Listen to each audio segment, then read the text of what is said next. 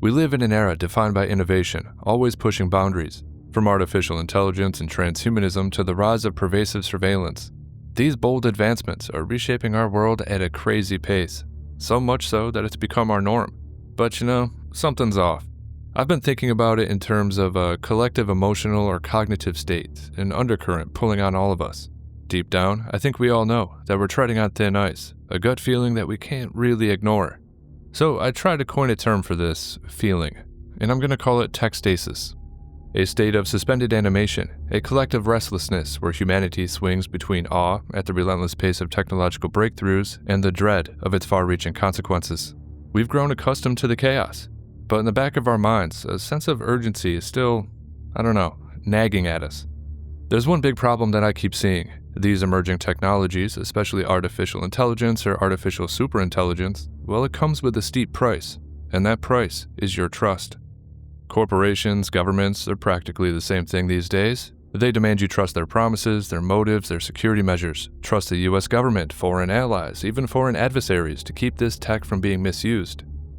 But look around, because even the so-called democratic nations are sliding into authoritarianism. Think about the collective actions of those in power around the world, and the ones at the top of these tech giants too. The trust that they demand feels hard to justify. Quite frankly, I'm all out of trust.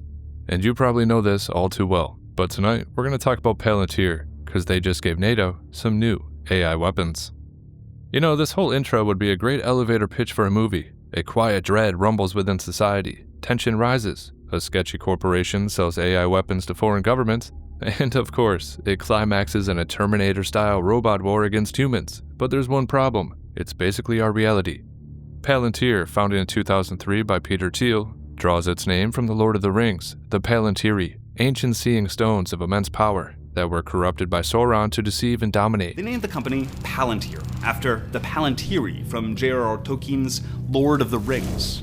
In Lord of the Rings, a Palantir stone is a magical object that allows its users to predict the future or to see what's going on in a remote location. It was originally created by the elves. It was meant to be used for good purposes. It is potentially a very dangerous technology. It's very powerful.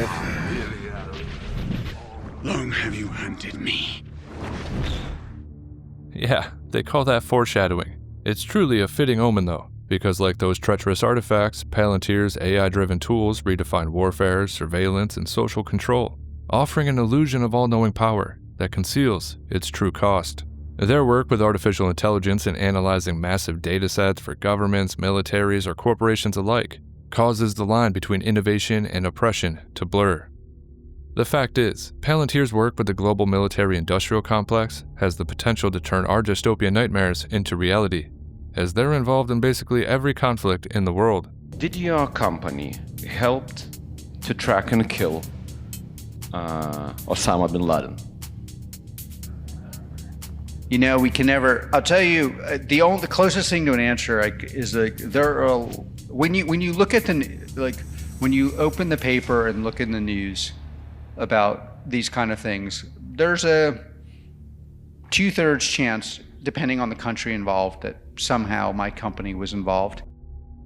As I said, they just gave NATO some new AI weapons, specifically the Maven smart system. This development, paired with Palantir's history of sketchy projects, raises some questions about privacy, autonomy, and global stability. And on top of that, it could tip the scales toward a NATO-Russia confrontation, undermining the peace talks that, Trump is trying to get done. But let's unravel Palantir's most dangerous projects, their implications, and how they might drag the world into a darker future. And why don't we start right there? The Maven smart system and the automation of war.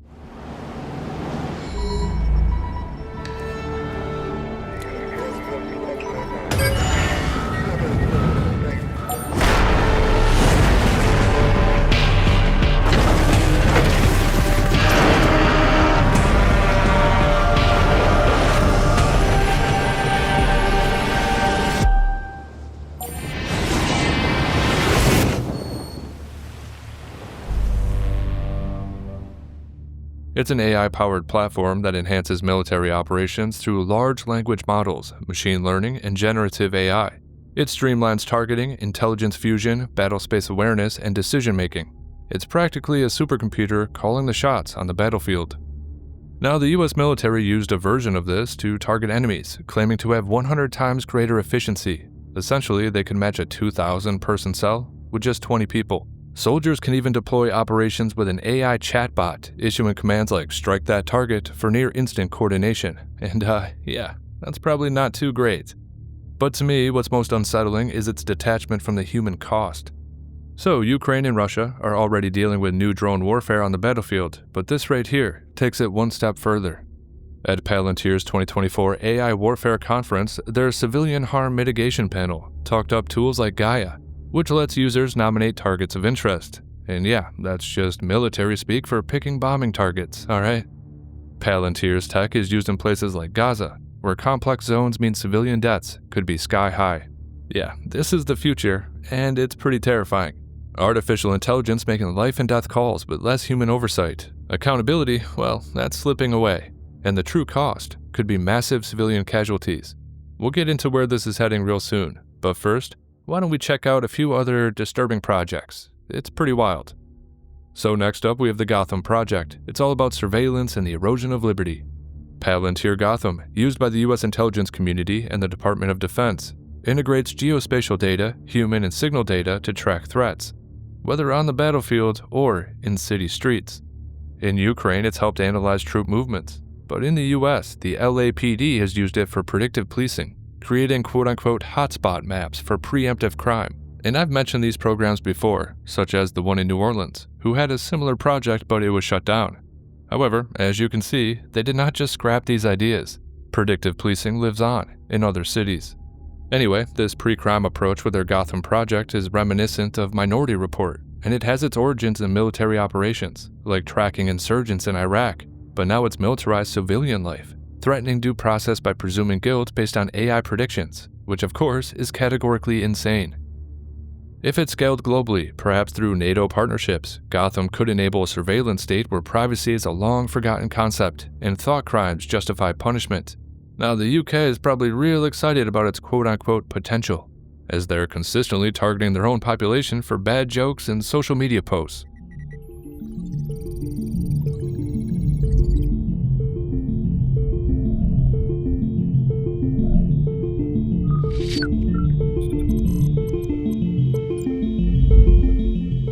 We live in a different world now than we did at the start of this year. Continue to confront cyber criminals. Ongoing humanitarian crisis. The Gotham Europa release is built to deal with the chaotic nature of the modern threat landscape. This is the state-of-the-art operating system for modern intelligence and law enforcement agencies. As always, Palantir raises the bar to define how analysts can collaborate securely. Now from here we have Project Foundry, the machinery of oppression. Foundry is a data integration platform and has powered both corporate and government overreach. They've actually been using it to help ICE with deportations. However, in my eyes, the real danger comes from how it can be used against, our own citizens. As it could be easily transformed to quell dissent. Now, I thought this right here was insane. I've never heard of this, but they've already been using it for corporate surveillance. Apparently, the bank JP Morgan deployed it in 2009 to monitor employees, flagging people that were disgruntled and triggering physical surveillance, which again is categorically insane. Now, Palantir's program called Foundry is versatile, and it makes it a perfect tool for social control, capable of targeting dissidents, profiling health data, or perhaps enforcing compliance in a crisis. Which gives me flashbacks to, of course, the COVID era. You should not trust anybody with that much power, especially after what we lived through. It's crazy. Now don't forget, Palantir is global, and just remember that, because the UK has already been using this program Foundry for their hospital systems. Yeah, there's multiple uses for this surveillance tech. However, let's move on to something they call Skykit. Now, Skykit is a portable toolbox with rugged laptops, battery packs, and quadcopters. It brings Palantir software to adverse environments. It's been used by Ukraine since 2023. It enables real-time intelligence gathering in war zones, with drones providing automated surveillance via computer vision. Its variants, like Skykit Backpack, can connect to the Meta Constellation satellite network, ensuring connectivity pretty much anywhere. This portability means AI-driven surveillance could extend to civilian areas, enabling constant monitoring by governments or even non-state actors. And finally, let's quickly get into some details about their artificial intelligence platform. It's basically AI as a war commander. So this got started in April 2023. It integrates large language models into secure networks for military and government clients. AIP unlocks the power of large language models and cutting-edge AI for defense and military organizations. The platform brings together foundational technology and operational impact to empower the U.S. and allies to deter and defend responsibly, effectively, and at speed. It allows operators to interact with an AI chatbot to deploy operations, potentially replacing human commanders in high-stakes situations.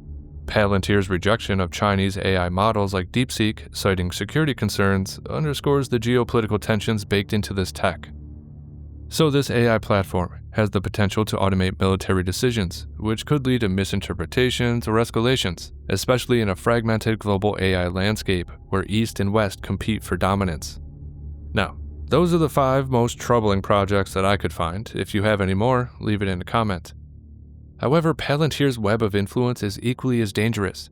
The corporate and political connections, what a web they weave. And party affiliation has nothing to do with it either, as they are deeply entrenched in establishment circles regardless of who's in power. Now, Palantir's influence extends far beyond its Denver headquarters, weaving a web of corporate and political connections that entrench it within the global power structure. It was born with CIA seed money through In-Q-Tel in 2004. Palantir has deep ties to the U.S. intelligence community, counting the CIA, FBI, and NSA among its clientele. Its government contracts totaling almost $2 billion by 2020 include an $823 million deal for the Army's Distributed Common Ground System and a $440 million contract for the Army Leader Dashboard, showcasing its dominance in defense tech. I think in win-lose, I think in domination. This is a company built for bad times. Bad times mean strong finances internally. Bad times are very good for Palantir because we build products that are robust, that are built for danger. However, Palantir has also expanded into Europe, employing nearly 600 people in London, more than its Silicon Valley or Denver office, and they have contracts with the UK's Ministry of Defense and their cyber spies.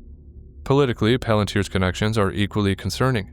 Co-founder Peter Thiel, a vocal Trump supporter who donated to his 2016 campaign, has shaped the company's hawkish stance. However, I will say, Alex Karp cannot be forgotten here. 2 peas in a pot of death, right?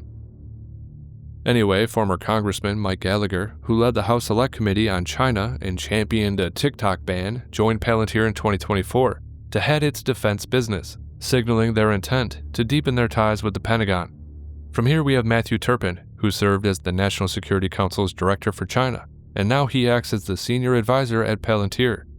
But even Democrats have embraced Palantir. Kamala Harris, as California's Attorney General, used its tech to create a statewide national law enforcement database, showing its reach across party lines. Now, if I'm not mistaken, she was probably around when they were doing their predictive pre-crime stuff with the LAPD. So, something to look into maybe. Just saying. But it's this bipartisan support that underscores Palantir's entrenched role in Washington, D.C., where it positions itself as some sort of patriotic bulwark against adversaries, often at the expense of ethical scrutiny.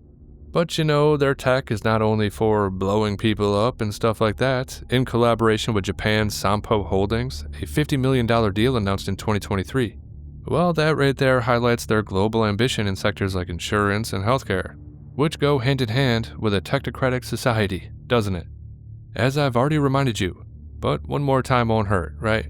We already lived through COVID. You already know exactly where this is heading. Yet Palantir's proximity to big tech's elites raises questions about its independence. While CEO Alex Karp has criticized Silicon Valley's liberal values, Palantir's engagement with the World Economic Forum and its focus on tech-driven governance like AI and data analytics, well, it does suggest a cozy relationship with the global tech ecosystem that it claims to oppose. This duality paints a troubling picture, as Palantir is both a tool of national security and a player in the global technocratic movement, potentially amplifying the very surveillance and control measures that they claim to counter. Which, they might have claimed that, but I don't think they've ever shown that at all. Do you? Alright, so let's get into some of the ethics. Disclaimer, I'm striving for neutrality here, as I believe it's the best way to give you this information. A difficult task with no alternative, I'm afraid, as Palantir is involved in highly contentious areas in the world's most volatile conflicts. This is incredibly difficult in our times as, we can't really trust anything. But I'm going to do my best and, of course, make your own conclusion. Anyway, the human cost of Palantir's tech is already something we're contending with ethical concerns that cast a shadow over their entire operation, all over the world. In Ukraine, for example, where Skykit and Gotham have been deployed since 2023, reports from the ground suggest civilian areas have been swept into AI-driven targeting operations and bombing campaigns, stirring fears of collateral damage veiled by terms like battle space awareness. Now, according to The Guardian, these claims remain unverified, and Palantir insists its tools are just there to sharpen military precision. So, as I said, conflicting reports, and you have to come to your own conclusion. And then we get into something even more contentious, because why not? Israel. So, Palantir's ties to the Israeli military draw even more criticism. Their AI systems have reportedly been used to select targets in Gaza, where operations since October 2023 have left at least 43,000 people dead, including 17,000 kids. Now, those are the numbers from the Gaza Health Ministry, so let me give you everybody else's numbers and you can make your own decision. Now, Israel disputes that number, claiming total civilian casualties are around 17,000 to 20,000, with a 1-to-1 ratio, so the exact same number for actual enemy combatants, which actually does bring them close to that 40,000 number. Now, neutrality, people, I'm trying my best, alright? These are just pure numbers, okay? That's it. Now, The Lancet estimates that both of them are entirely wrong, and the true number exceeds 180,000. Palantir maintains its technology seeks to minimize civilian harm, yet critics argue it fuels devastation in densely packed cities. Again, make your own conclusion about all of that. So, the assault on Gaza's Indonesian hospital, where 12 patients died in a military operation, and Al Shifa Hospital, where 7,000 people faced a frantic 1-hour evacuation order, underscores the stakes in AI and urban combat zones. Palantir's role in all of this includes predictive policing systems that sift through social media to profile Palestinians, leading to arrests for protesting, speech, or, anything of the sort. Now, based on what I've researched, the company has not publicly addressed those specific allegations, although that is right in their wheelhouse with predictive crime, don't you think? Anyway, let's move on. In the United States, Palantir software fueled ICE's 2019 Mississippi raid, the largest deportation operation in history to date, I'm pretty sure. Anyway, over 600 people were arrested on the first day of school, with some claiming that children had to return to empty homes.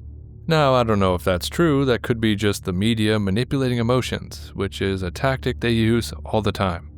As I said, I don't really trust much of what I read these days.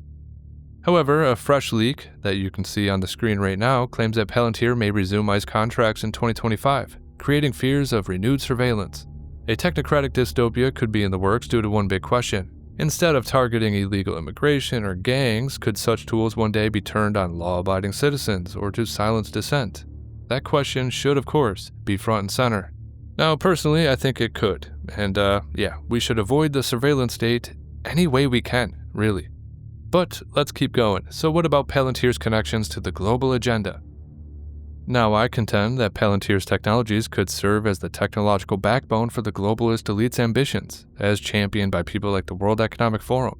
The World Economic Forum was founded by Klaus Schwab in 1971 and has long advocated for a borderless, technocratic world where global governance supersedes national sovereignty, a vision that was echoed in their Great Reset initiative. Palantir's engagement with the World Economic Forum, including Alex Karp's attendance at Davos, as noted, suggests a chilling alignment with that agenda. These groups focus on merging technology with governance, digital currencies, smart cities, and of course, AI-driven social control, which are precisely the systems that Palantir develops. Now, the Maven smart system that Palantir just gave NATO, well, it's all data-driven warfare, and that could be used to enforce World Economic Forum policies. They could use it to quell dissent in nations that resist global mandates, while Gotham and Foundry could monitor populations for compliance with global frameworks like carbon limits or social credit systems. Yeah, so I'm not a fan of any of that. Palantir is here to disrupt and make the institutions we partner with the very best in the world, and when it's necessary, to scare enemies and on occasion kill them. Quite literally, every system we've talked about so far could be used to enforce this technocratic nightmare. And as I've said, I'm all out of trust, so you're not going to get the benefit of the doubt. Not from me. Alright, so why don't we talk about war escalations?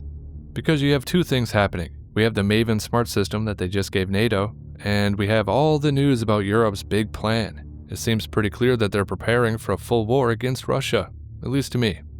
So NATO's rapid adoption of the Maven smart system signals a shift toward technological dominance, but it could also escalate tensions with Russia.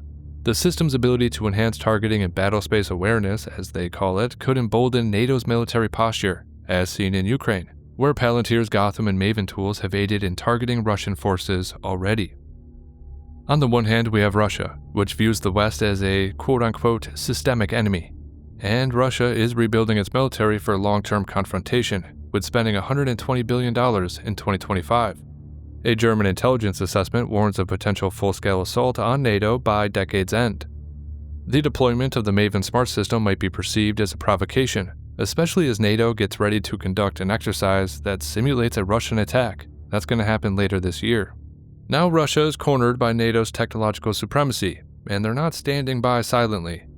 As I said, they're contributing about $120 billion into their military budget in 2025, so it's not just tanks, but also AI systems of their own. And they're going to be designed in a way to specifically counter tools like the Maven smart system. Now, the deployment of this AI system could push Russia to develop or acquire competing AI technologies, as I just said, potentially through alliances with China, whose DeepSeek models, shunned by Palantir, are fueling an Eastern AI bloc.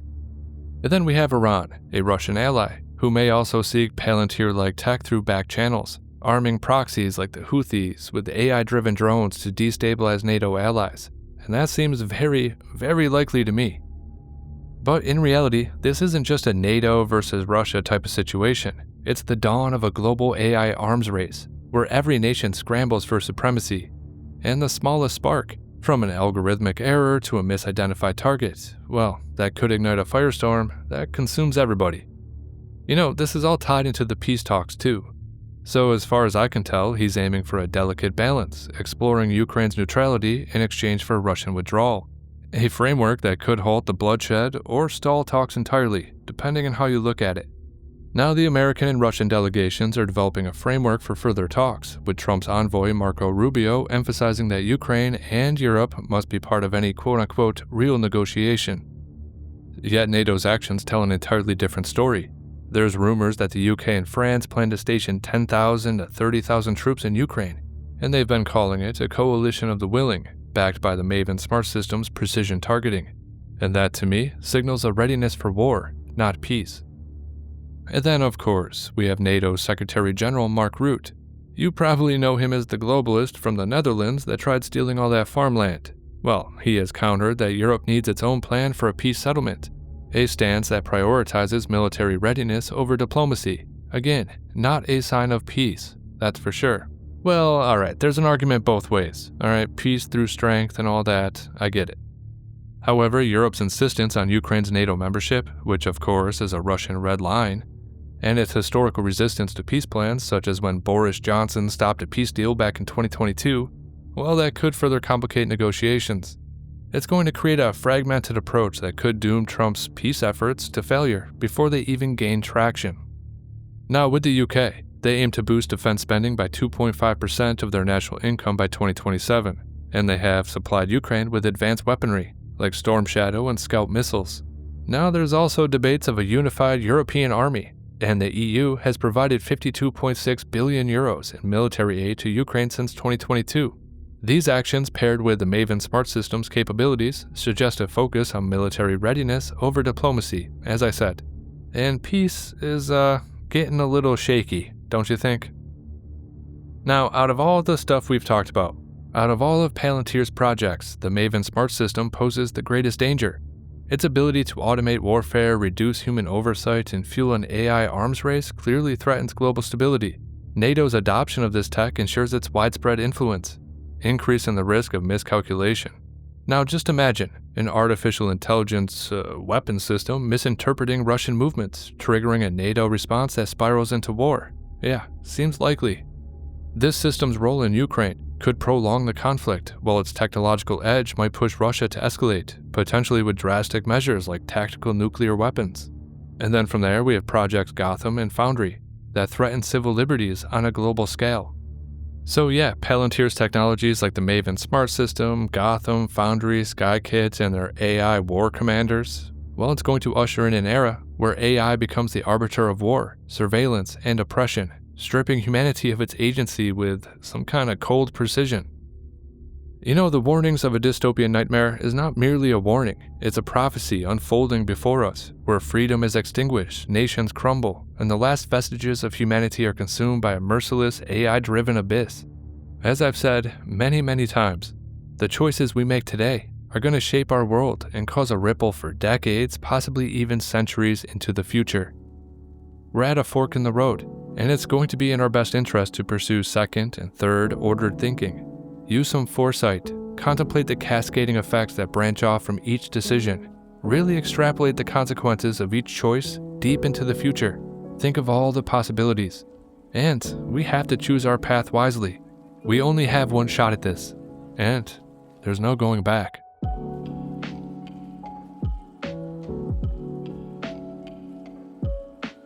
Once again, this is HelioWave. If you like the content, like, comment, and subscribe. Share the video if you want to. If you're in a position to, consider subscribing on Locals, or you can use PayPal. As always, make sure you disobey those true fascistas, and yes, I do hope you have a good night.